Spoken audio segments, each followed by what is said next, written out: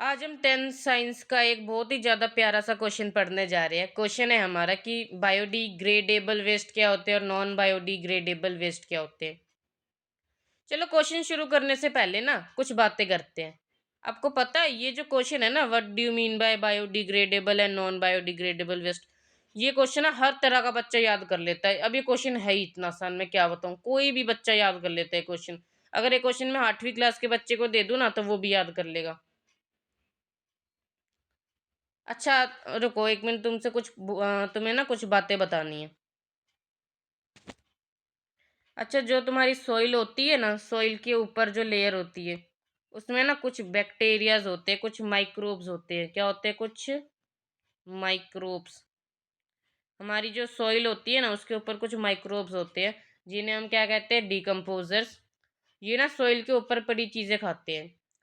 अच्छा, एक सवाल पूछता हूँ। अच्छा, वो जगह याद करो जहाँ आप अपना कबाड़ फेंकते हो, जहाँ आप अपना गार्बेज कूड़ा फेंकते हो। हाँ, उसी के जैसा हो गया तुम्हारा दिमाग। ठीक है, तो वहाँ पे मान लो आपने दो चीज़ें फेंकी है, वहाँ पे आपने दो चीज़ें फेंकी हैं। ठीक है, एक फेंका है आपने वहाँ पे सब्जियों के छिलके। क्या फेंके हैं? सब्जियों के छिलके। ठीक है, और एक आपने फेंकी है वहाँ पे एक प्लास्टिक की पॉलीथीन।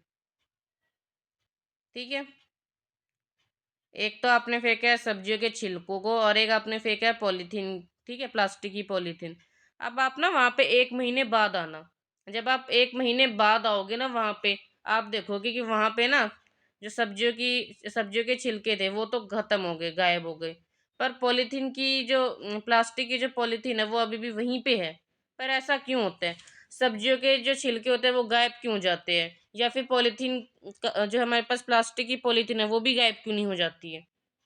तो ऐसा इसलिए होता है कि जो मैंने अभी आपको बताया था ना, जो मैंने आपको अभी बताया था कि सॉइल होती है, उसके ऊपर क्या होता है हमारे पास? डिकम्पोजर, जिन्हें माइक्रोब्स कहते हैं।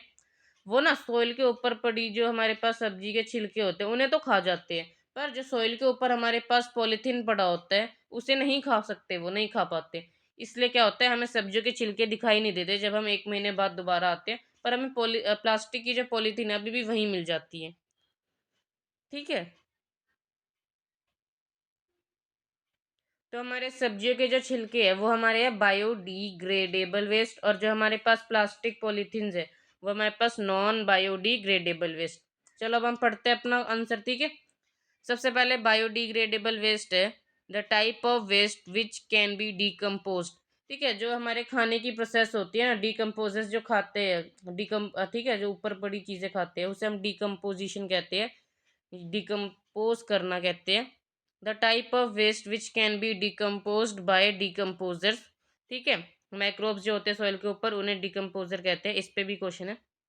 ठीक है, जो हमारे पास वेस्ट है जिसे हमारे डिकम्पोजर डिकम्पोज कर देते हैं, खा जाते हैं, उसे हम क्या कहते हैं? Is called biodegradable waste.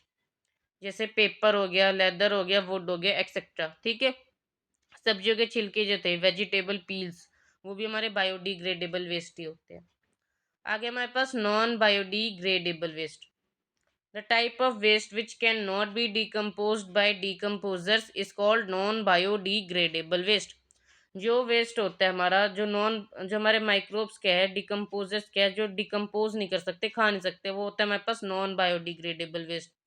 जैसे प्लास्टिक, ग्लास, एक्सेट्रा। ठीक है, तो ये था हमारा एक आज का क्वेश्चन। इस क्वेश्चन को पढ़ लो, याद कर लो, लिख लो। ठीक है, आगे भी मैं अगला क्वेश्चन जल्दी ले आऊंगा, बाकी पढ़ते रहो।